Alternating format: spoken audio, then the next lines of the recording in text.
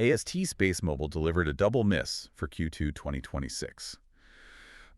Revenue came in at $31.5 million, missing expectations of $34.5 million to $34.98 million.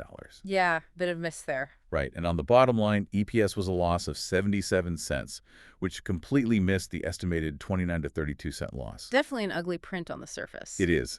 But despite the miss, management actually reaffirmed their full-year 2026 revenue guidance of $150 million to $200 million. Right. And the stock reaction to this messy quarter was just surprisingly muted. ASTS dropped 4.4% in the regular session to $68.76, and then slipped only another 1.4% after hours. Which is incredibly mild, honestly. Exactly. The total next-day decline was roughly 5.1%. Yeah. And that is mild when you consider the options market had priced in a massive 14% implied move. So what does this all mean? How does a pre-profit tech stock survive a massive EPS miss without cratering? Well, I mean, the market basically shrugged it off because ASTS is finally showing tangible top-line traction. The costs of scaling a space-based telecom network are astronomical, obviously, but the composition of that revenue tells a very specific story about their long-term model. They are transitioning from pure R&D into physical deployment. Yeah, because a year ago, in Q2 2025, they had, $1.15 million in revenue? Exactly. And now we are looking at $31.5 million. That is a massive jump. It's huge. And breaking down that $31.5 million gives a clear picture of where they are at. The revenue is split between $24.4 million in product revenue and $7.1 million in services. Okay, got it. And this was driven mostly by commercial gateway deliveries and U.S. government milestone achievements.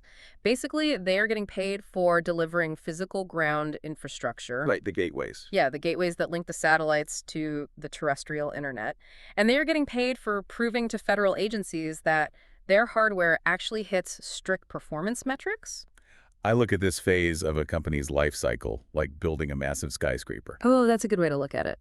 You are pouring thousands of tons of concrete, erecting steel, spending billions on construction long before the first paying commercial tenant even moves into the lobby. Right, exactly. You might generate some early revenue by, say, leasing out leftover equipment or hitting municipal zoning milestones, but the actual monthly rent checks haven't started arriving yet. That is a perfect analogy. And that heavy construction phase really shows up in their margins. I mean, they posted a deeply negative net margin of negative 573.67%. Wow, yeah. Yeah.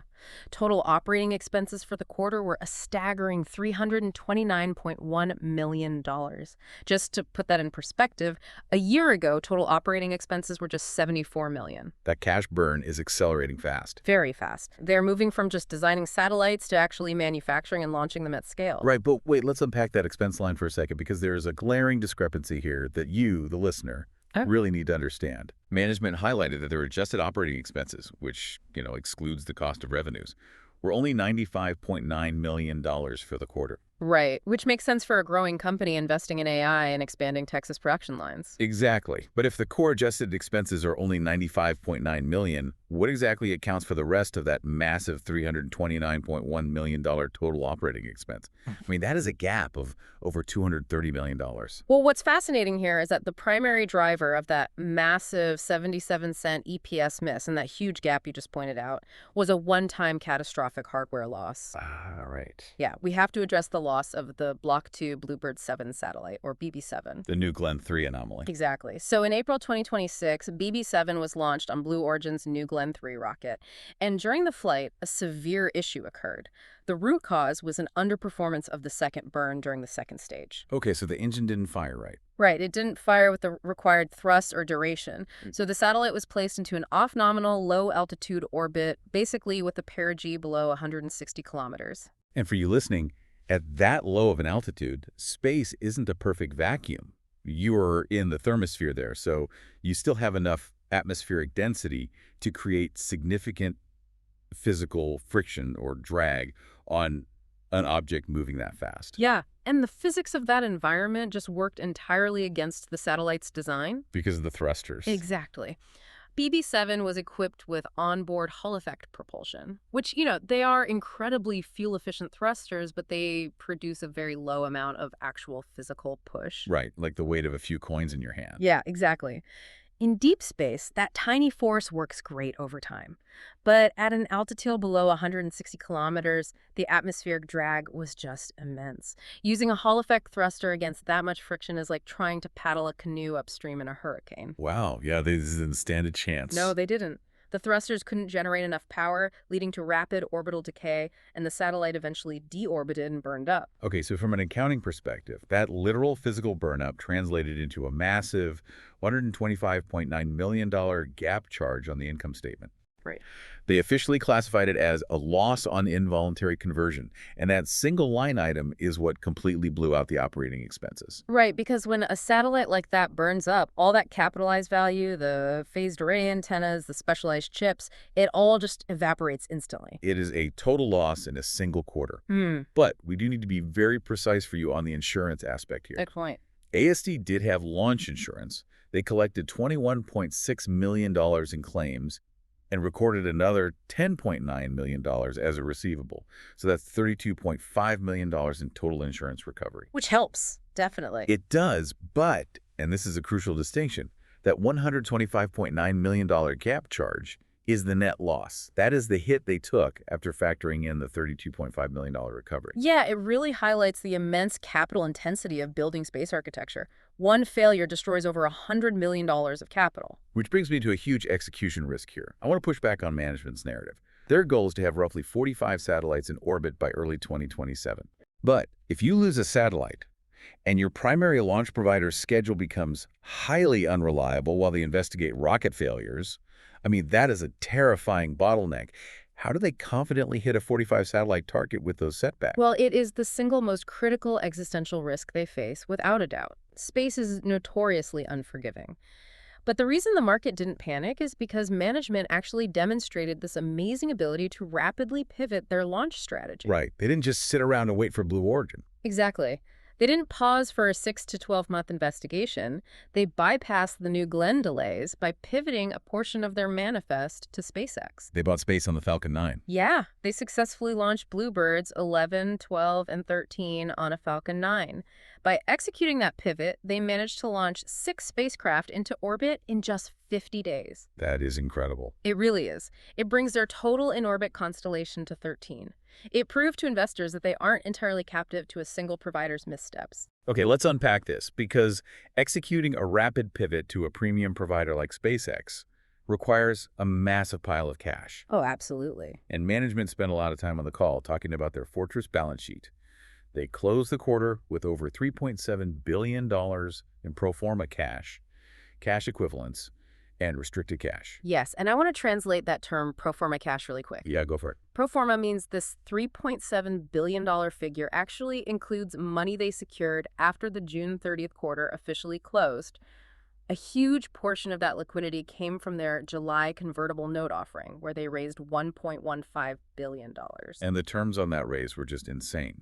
They secured that $1.15 billion at a 1.625% interest rate. Which is an absolute masterclass in corporate financing. Getting over $1 billion in debt at under 2% as a pre-profit tech company is unheard of right now. Right, and it has an effective conversion price of $149.20 per share. Mm. So the effective dilution to current shareholders is less than 2%. It's a massive bet by lenders that the stock has incredible upside.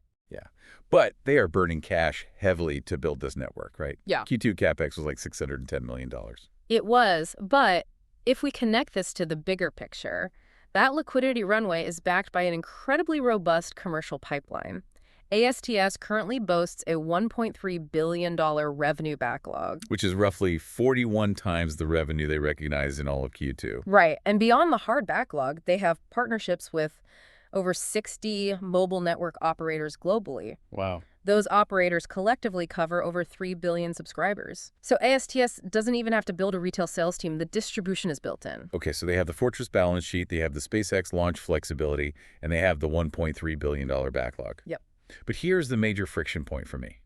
Despite the Q2 double miss, they reaffirmed the full-year guidance of $150 million to $200 million.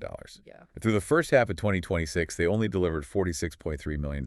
Yeah, the math is tough there. Right, to hit the absolute bottom end of their guidance, they need to recognize over $100 million in the second half of the year. It requires a massive acceleration for sure. Management's confidence relies heavily on new U.S. government contract awards.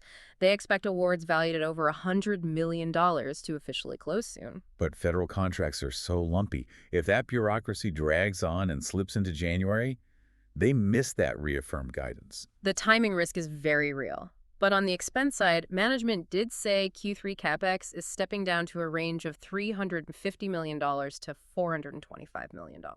Okay, so that eases some cash burn concerns. Right, and Bluebirds 14, 15, and 16 are completely assembled and ready to ship. Well, launching metal is great, but when do you, the consumer, actually interact with this network?